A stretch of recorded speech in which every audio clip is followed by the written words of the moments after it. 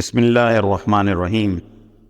شروع اللہ کے نام سے جو سب پر مہربان ہے، بہت مہربان ہے۔ یاسین، حکمت بھرے قرآن کی قسم، تم یقیناً پیغمبروں میں سے ہو، بالکل سیدھے راستے پر۔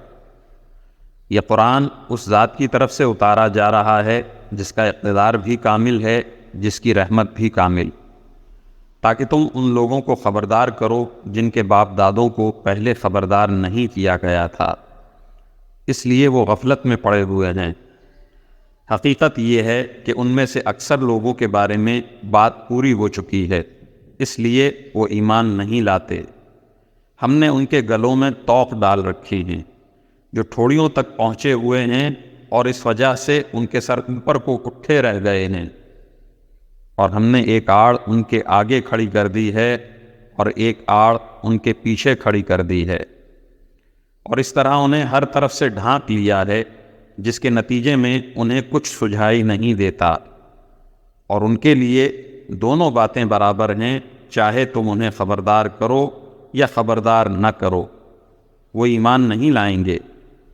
تم تو صرف ایسے شخص کو خبردار کر سکتے ہو جو نصیحت پر چلے اور خدائے رحمان کو دیکھے بغیر اس سے ڈرے۔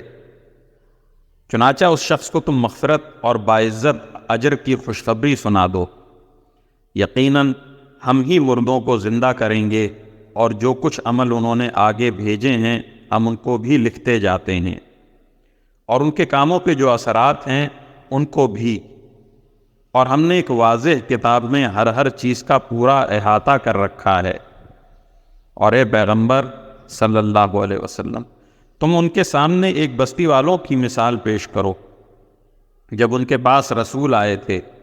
جب ہم نے ان کے پاس شروع میں 2 رسول بھیجے تو انہوں نے دونوں کو جھٹلا دیا، پھر ہم نے ایک تیسرے کے ذریعے ان کی تائید کی، اور ان سب نے کہا کہ یقین جانو ہمیں تمہارے پاس رسول بنا کر بھیجا گیا ہے۔ انہوں نے کہا تمہاری حقیقت اس کے سوا کچھ بھی نہیں کہ تم ہم جیسے ہی آدمی ہو، اور خدائے رحمان نے کوئی چیز نازل نہیں کی ہے اور تم سراسر جھوٹ بول رہے ہو۔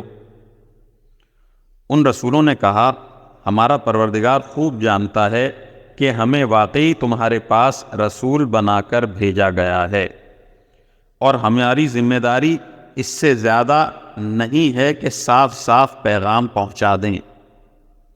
بستی والوں نے کہا ہم نے تو تمہارے اندر نحوست محسوس کی ہے، یقین جانو اگر تم باز نہ آئے تو ہم تم پر پتھر برسائیں گے، اور ہمارے ہاتھوں تمہیں بڑی دردناک سزا ملے گی۔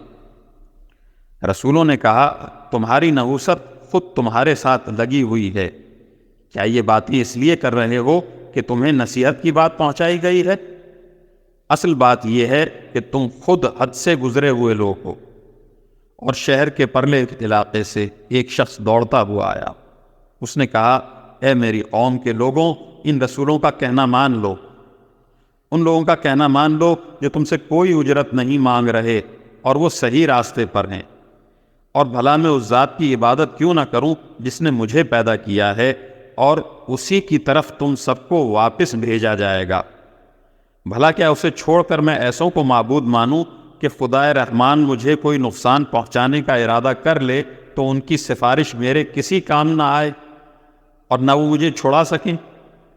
اگر میں ایسا کروں گا تو یقیناً میں کھلی گمراہی میں مبتلا ہو جاؤں گا۔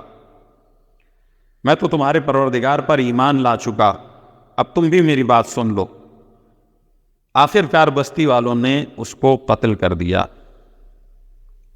اور اللہ تعالیٰ کی طرف سے اس سے کہا گیا کہ جنت میں داخل ہو جاؤ۔ اس نے جنت کی نعمتیں دیکھ کر کہا کہ کاش میری قوم کو معلوم ہو جائے کہ میرے پروردگار نے کس طرح میری بخشش کی ہے اور مجھے باعزت لوگوں میں شامل کیا ہے۔ اور اس شخص کے بعد ہم نے اس کی قوم پر آسمان سے کوئی لشکر نہیں اتارا، اور نہ ہمیں اتارنے کی ضرورت تھی، وہ تو بس ایک ہی چنگھاڑ تھی جس سے وہ ایک دم بجھ کر رہ گئے۔ افسوس ہے ایسے بندوں کے حال پر، ان کے پاس کوئی رسول ایسا نہیں آیا جس کا وہ مذاق نہ اڑاتے رہے ہوں۔ کیا انہوں نے نہیں دیکھا کہ ان سے پہلے ہم کتنی قوموں کو اس طرح ہلاک کر چکے ہیں کہ وہ ان کے پاس لوٹ کر نہیں آتے۔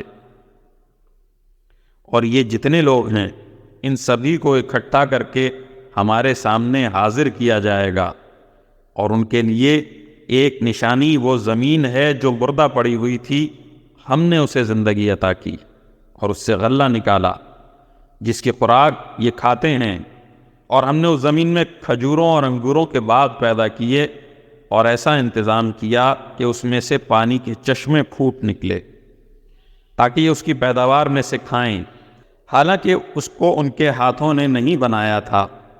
کیا پھر بھی یہ شکر ادا نہیں کریں گے؟